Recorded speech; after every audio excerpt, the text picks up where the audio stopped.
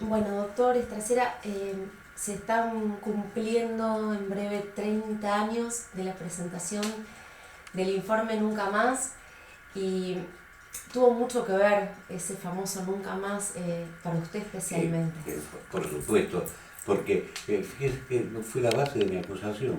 Yo no presenté otro caso que no figure en el Nunca Más. Yo creo que prácticamente sin el Nunca Más no hubiera sido posible hacer el juicio. Fue fundamental. Y sobre todo acordarnos de cuál fue la composición, ¿no? Gente de personalidades del periodismo, de la religión, de los juristas, en fin, muy importante fue eso.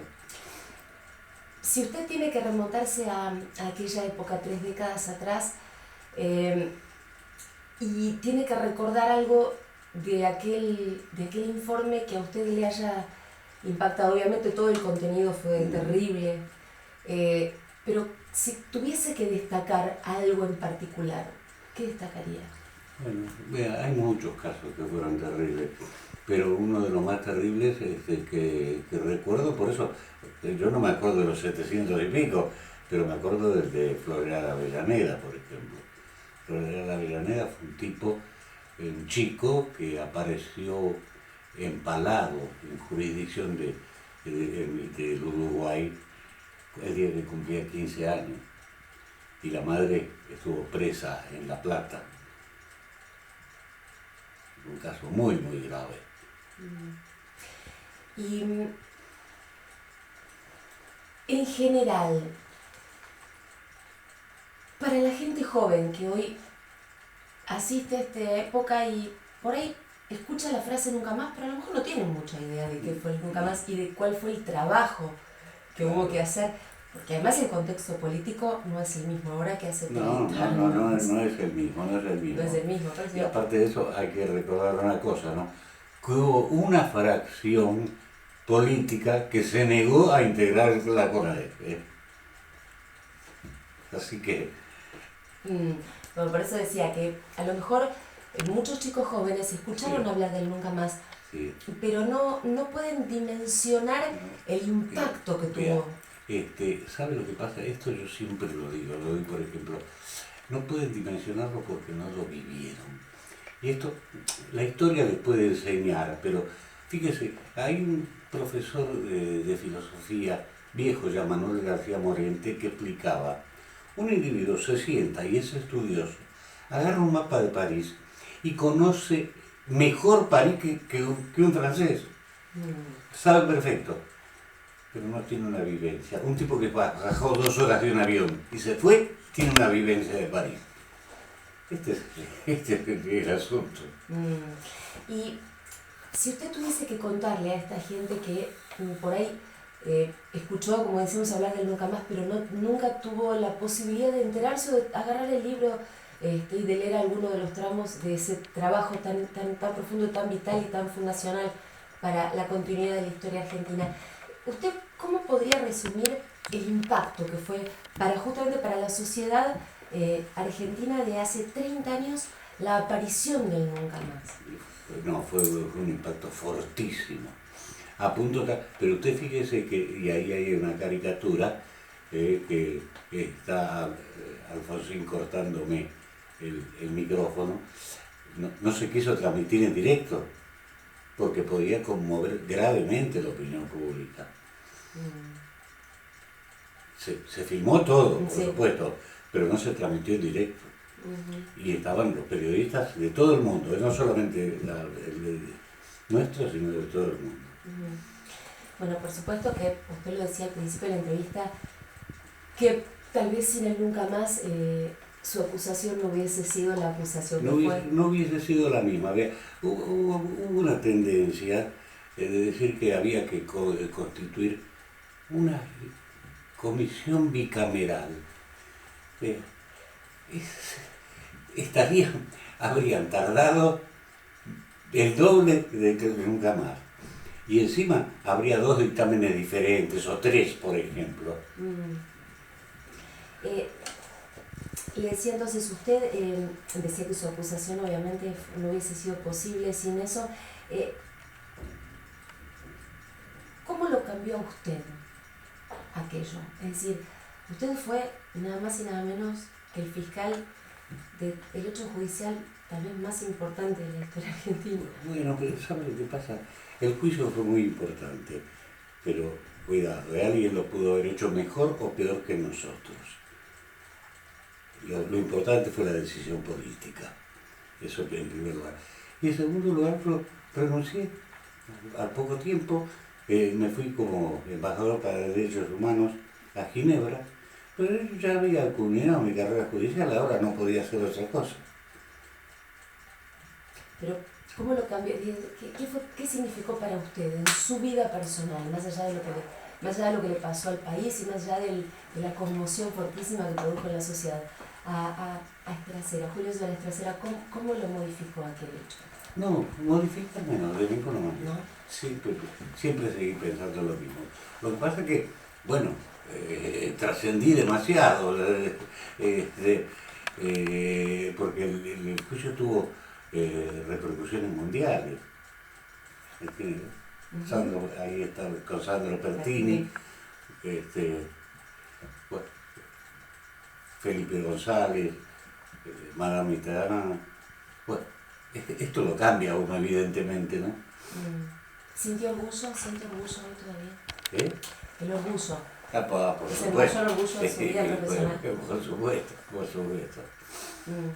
Y dígame, doctor, cuando usted dice esa frase tan impactante ante los jueces, señores jueces, nunca más, ¿cómo le nació esa? Claro, es que como el nunca más, el libro había sido la base de mi acusación, fue prácticamente un homenaje al nunca más. Eso. Y además, realmente una forma muy buena de terminarlo porque esto no podía volver a repetirse. Esto sería tal vez lo más importante en la historia argentina, es decir, que el nunca más es así, nunca más. Yo creo que es así, yo creo que es así. Hasta ahora, por lo menos, tuvimos algún intento en la época, en plena época democrática, ¿no? Cuidado que Alfonsín tuvo 2 alzamientos militares que hubo que dictar las leyes de ordinario de Echeverría, ¿no? Sí. Así que la cosa no era tan fácil. No. Ahora es muy fácil. Ahora sí. Ahora se enorgullecen de haber llevado adelante algunos juicios a gente sin poder y con 90 años de edad. Cuando lo hicimos nosotros, las fuerzas armadas estaban en pleno ejercicio del poder. Y bien armadas. Y bien armadas. Doctor, le voy a hacer una última pregunta y me gustaría que usted, que tanto sabe, que tanto trabajó con el tema de derechos humanos además, si a veces usted siente que la palabra derechos humanos, el concepto más que las palabras, el concepto de derechos humanos se banaliza, se bastardea o se malusa. Se malusa y se utiliza políticamente, se bastardea, como usted bien dijo, y fíjese hasta dónde han llegado, hasta dónde se ha llegado. Un insolente, lo único que hizo fue corregir el prólogo de Nunca Más, de Sábato. El prólogo de Sábato le encajó un párrafo en el medio. Y después todavía encajaron una serie de víctimas nuevas que cobraron su indemnización también y que andan muy bien hoy en día. Así que yo creo que se banaliza mucho y me preocupa la cooptación por parte del gobierno de ciertos organismos de derechos humanos. Y esto es grave, porque ningún organismo de derechos humanos puede estar con ningún gobierno, de ninguna manera, porque hay una cosa fundamental. El principal violador de derechos humanos son los gobiernos. Entonces no se puede dar. Acá y en todo el mundo. En todo el mundo, en todo el mundo. No digo que esté pasando ahora, pero puede pasar. Por eso yo la que pasa, yo soy miembro de la Asamblea Permanente, pero el que me parece un tipo muy, pero muy respetable es Adolfo Pérez Esquivel. Él no está ni con el gobierno ni contra el gobierno. ¿Le duele a usted cuando escucha hablar así, cuando en nombre de los derechos humanos a veces se cometen algunas injusticias? Pero ¿cómo no me va a doler? En nombre de los derechos humanos se ha defendido a Milani, por ejemplo. Milani, hay gente que por mucho menos de lo que se le atribuye hoy a Milani, está presa.